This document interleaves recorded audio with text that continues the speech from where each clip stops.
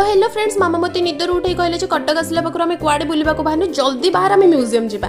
तो सेठी फर्स्ट पसिगला बेलू गोटे ग्रास कटिंग है केते बढ़िया गणेशकर स्टैच्यू तैयारी होइतला, बहुत क्यूट होइतला। भीतर को पसिगला बेलू गार्डन आउरी सेमती बहुत गुडा ग्रास कटिंग होइतला, किंतु मु सबुर वीडियो करि पारलिनी।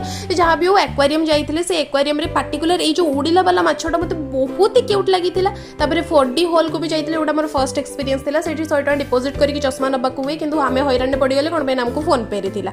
जहाँ भी हो तापरे से गार्डन ने गोटे माँ तारिणी मंदिर थिला। तापरे मु एठी बदमाश टिके करतली, घास सहित टिके रोमांस करदेली। एठी बहुत सारा मॉडल्स थिला, किंतु मिरर मेसटा मते सबुठ बढ़िया लागिथिला, किंतु सेठी वीडियो करबा मना थिला।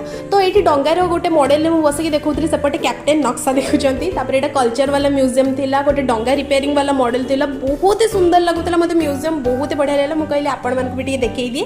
तापरे एटा चिल्ड्रंस पार्क देखंतु केमति देटा छुआ झुलुचंती। मु कहली समान कोन एकुटिया छुआ, मु कोन छोटा पिला नै, तो मु भी खेल देली ना। Thank you for watching this video.